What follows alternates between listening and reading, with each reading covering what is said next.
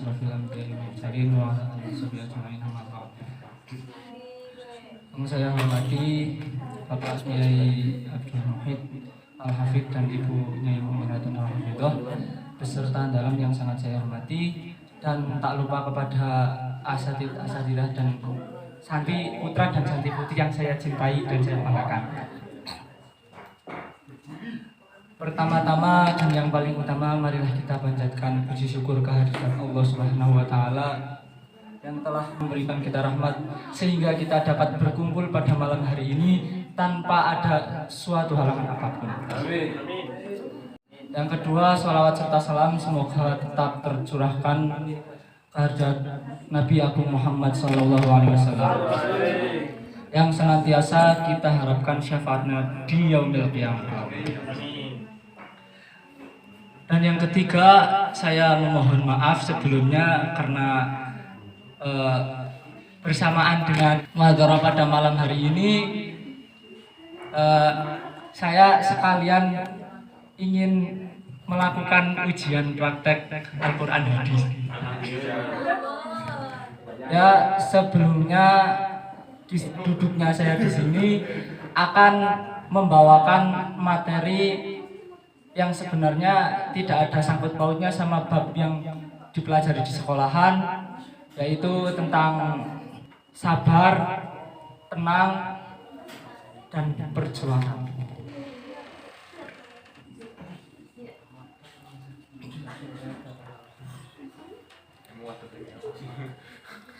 Tadi saya teringat saat dibaan itu ya. Saat dibaan itu kan banyak lantunan-lantunan sholawat yang dipanjatkan kepada Nabi Agung Muhammad SAW.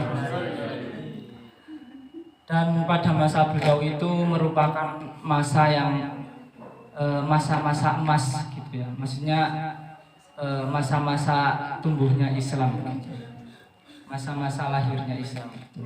Jadi masih murni-murninya Islam gitu. Dan di situ pula menurut saya perjuangan-perjuangan Islam yang sebenarnya itu bisa dilihat gitu di awal-awal era peradaban Islam gitu. Ya mohon maaf saya kadang ini agak ada pembelajaran gitu, tidak seperti sebelum-sebelumnya karena memang ini buat tugas juga. Jadi dulu kalau di masalah ketenangan menanggapi omongan orang lain dan lain-lain tentang perjuangan itu banyak sekali contohnya pada era Rasulullah SAW. Jadi dulu ada yang pernah mendengar cerita tentang siapa ya yang dicontohkannya, cerita tentang Sayyidah Aisyah. Ada yang pernah mendengar cerita saat Sayyidah Aisyah difitnah?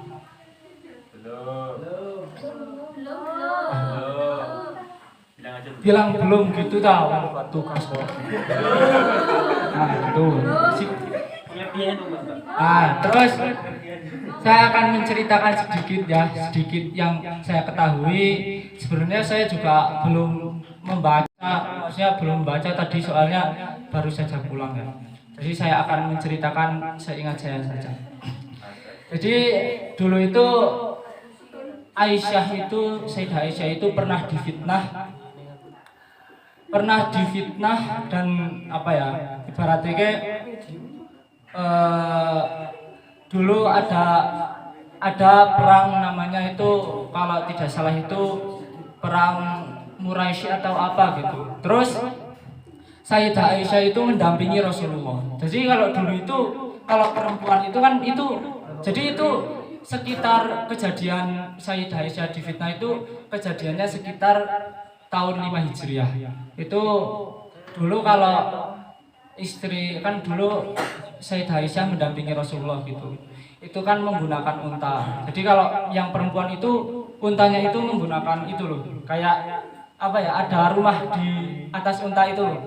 Nah, terus saat perjalanan pulang dari perang itu kan mau pulang ke Madinah itu berhenti atau beristirahat di suatu tempat. Nah, di situ kalung milik Siti Aisyah itu hilang. Nah, terus dicari kemana-mana sama Siti Aisyah. Nah, setelah kembali lagi ke peristirahatan, ternyata Rasulullah itu sudah memerintahkan pasukannya untuk segera kembali ke Madinah. Jadi Siti Aisyah itu tertinggal karena kan ada rumah di atas unta itu, jadi tidak kelihatan kalau Siti Aisyah itu udah ada di dalam atau belum gitu. Setelah tertinggal, Siti Aisyah itu berinisiatif untuk menunggu karena pasti kan kalau sudah menyadari nggak ada Siti Aisyah gitu, pasti kan langsung dicari gitu. Nah, tapi setelah menunggu sekian lama, yang menunggu kan tahu sendiri ya, namanya menunggu itu nggak enak. Menunggu itu nggak enak. Nah, terus di belakang itu masih ada salah satu sahabat Nabi. Namanya itu Sofwan bin Al-Mu'attal apa siapa? Kalau salah mohon dibenarkan Ustadz dan Ustadzah saya ya. Nah, terus setelah itu Sofwan itu di dalam hati itu berkata innalillahi gitu, karena yang mengenali kalau itu Siti Aisyah. Terus intinya itu biar tidak kelamaan, Sofwan itu jadi Siti Aisyah itu naik ke untanya Sofwan, terus digiring gitu sama Sofwan gitu, untuk menyusul Rasulullah gitu. Nah, setelah sampai di Madinah ya, karena ada lambe-lambe lamis. Jadi dari dulu itu sudah ada lambe lamis, sudah ada fitnah, ada apa lagi ya? Oke, lambe elek lah gini. Nah, jadi ada yang punya lambe elek itu namanya Abdullah bin Ubay gitu. Nah, itu menyebarkan berita hoax bahwa Siti Aisyah itu sudah berzina dengan Sofwan. Astagfirullahaladzim ya Allah. Nah, itu salah satu pemimpin kaum munafik. Nah, setelah itu sampai Siti Aisyah itu karena kejadian itu, dan Rasulullah kan tidak bisa memutuskan secara langsung karena harus menunggu petunjuk gitu.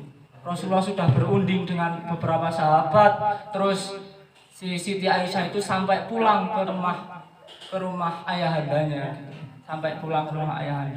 Gitu. Terus turun di surat An-Nur ya, mohon koreksi kalau ada salah ya. Kalau tidak salah di surat An-Nur itu turun ayat surat An-Nur itu untuk menegaskan bahwa Siti Aisyah itu tidak bersalah gitu.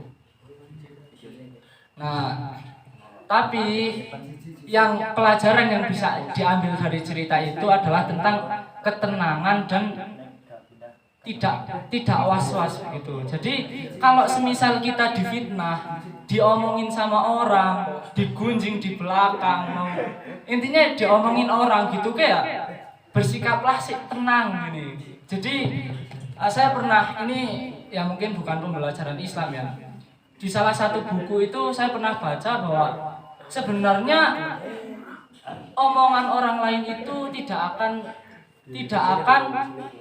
merendahkan esensi dan eksistensi kita gitu. Nah, jadi itu tidak berpengaruh sebenarnya gitu. Nah, terus masuk tema yang kedua yaitu perjuangan ya. Nah, namanya berjuang itu kan, kalau menurut saya, kalau berjuang itu kan kadang ada yang bilang berjuang sendirian itu tidak enak gitu kan.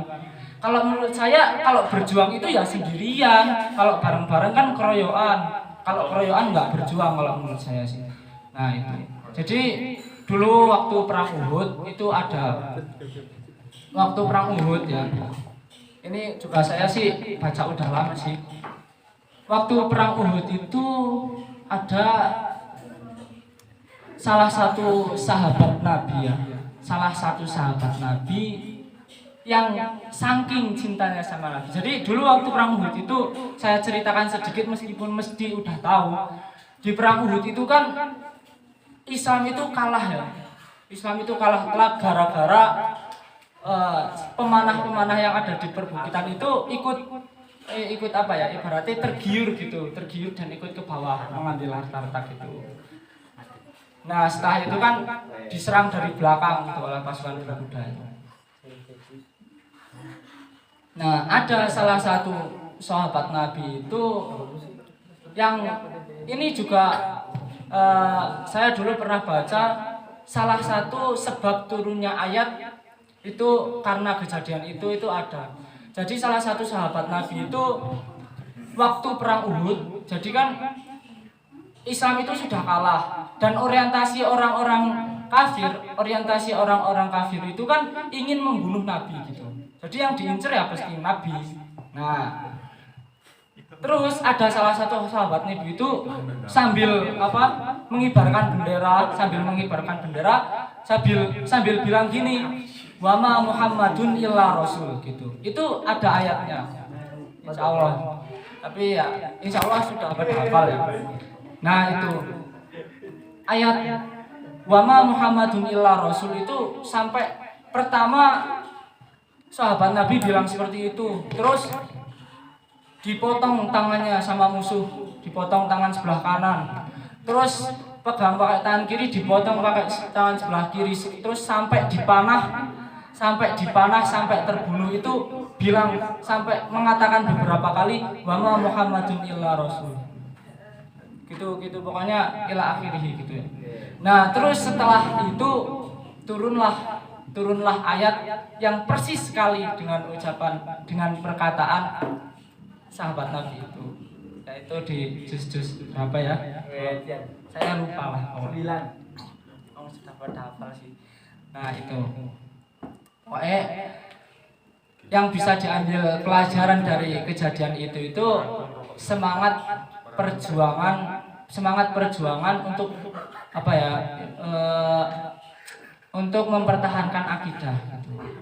Jadi jangan ragu-ragu gitu sama kalau yang namanya Al-Quran itu, jangan ragu-ragu itu jadi gini, ada pertanyaan ya. Saya pernah baca salah satu buku dari Orientalis. Orientalis itu orang Kristen, orang non-Muslim yang mempelajari Islam gitu. Ada salah satu pertanyaan gini, apakah Al-Quran itu masih relevan sampai sekarang gitu? Apakah Al-Quran itu masih relevan untuk pedoman sampai sekarang gitu? Kalau menurut saya masih relevan. Jadi banyak sekali kalau sekarang itu kan zamannya zaman sains ya, zaman sains. Nah, sedangkan zaman dulu itu menurut saya zaman Rasulullah itu sains itu belum berkembang ya. Nah, baru terbukti akhir-akhir ini bahwa Al-Quran itu masih sangat relevan karena tidak akan ada habisnya gitu. Tidak akan ada habisnya. Bahkan gini ya, salah satu contoh itu tentang kecepatan cahaya. Jadi Albert Einstein itu mengatakan bahwa sesuatu yang paling cepat di dunia ini itu cahaya. Di alam semesta itu sesuatu yang paling cepat cahaya. Nah, sedangkan Allah itu sudah menerangkan jauh-jauh hari sebelum Einstein lahir bahwa malaikat itu tercipta dari cahaya, ya kan? Malaikat tercipta dari cahaya gitu kan? Atau dari apa ya? Ya dari cahaya kalau setahu saya. Malaikat tercipta dari cahaya. Terus terjadilah peristiwa Isra Mi'raj kan? Peristiwa Isra Mi'raj itu hanya satu malam. Ya satu malam atau berapa ya? Itu Isra Mi'raj. Dari Masjidil Haram, Masjidil Aqsa, terus ke Sidratul Muntaha gitu kan. Itu terjadi dalam satu malam. Sedangkan kalau di akal pakai logika, dari zaman dulu dari Masjidil Haram ke Masjidil Aqsa dalam waktu satu malam itu tidak mungkin.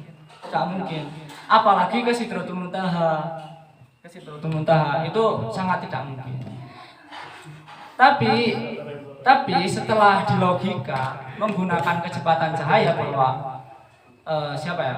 Malaikat itu tercipta dari cahaya, ternyata juga mungkin. Karena Allah juga pernah menerangkan kan di Al-Qur'an itu Jibril itu untuk apa ya? Untuk ibaratnya berkomunikasi dengan Allah itu perlu waktu 1 hari. Sedangkan 1 hari itu kalau manusia ingin mencapai 1 harinya malaikat itu membutuhkan waktu 50.000 tahun, gitu kan? Nah, di Al-Qur'an itu sudah ada seperti itu. Sedangkan dulu sains belum menerangkan hal itu. Nah, barulah sekarang terbukti bahwa kecepatan cahaya itu setara dengan kecepatan malaikat. Artinya malaikat memang tercipta dari cahaya dan cahaya memang kecepatannya segitu dan itu mungkin gitu. Banyak sekali yang dulu itu menjadi pertanyaan-pertanyaan yang tidak mungkin, sekarang setelah terbukti menjadi mungkin gitu.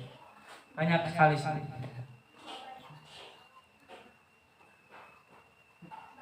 Ada salah satu teori tentang relativitas. Pasti pernah dengar itu di fisika. Teori relativitas itu kan gini, bahwa kalau kita naik busnya cepat, itu kita tidak akan melihat busnya berjalan, tapi akan melihat sekeliling kita itu mundur, gitu kan? Itu teori relativitas seperti itu. Terus kalau kita terbang lebih tinggi lagi, itu kalau di atas pesawat kita tidak akan merasakan kecepatan pesawat. Tapi kalau kita melihat dari jarak dekat, pesawat di luar pesawat itu sangat cepat. Itu teori relativitas.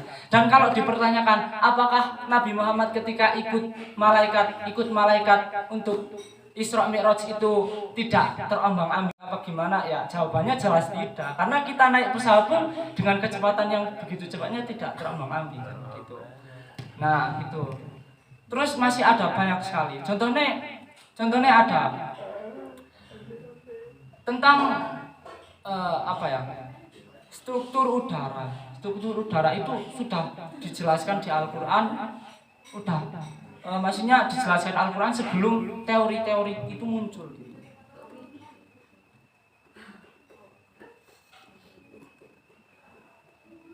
Di Al-Qur'an itu ada di surat pokoknya gini, ayatnya itu yang wa may yuridillahu ayyahdiyahu yashrah sadrahu lil Islam gitu. Akhirnya itu ayat itu kan sebenarnya kan ingin memberitahu juga bahwa ketika kita berada jauh di atas permukaan bumi, itu dada kita akan terasa semakin sesak, bahkan telinga kita semakin tidak mendengar gitu. Itu juga baru terbukti akhir-akhir ini kan, maksudnya kerelevanan Al-Qur'an itu tidak akan ada habisnya gitu. Nah, mungkin karena durasi untuk praktek dan untuk pidato sudah selesai, saya akhiri sekian. Wassalamualaikum warahmatullahi wabarakatuh. Waalaikumsalam warahmatullahi wabarakatuh.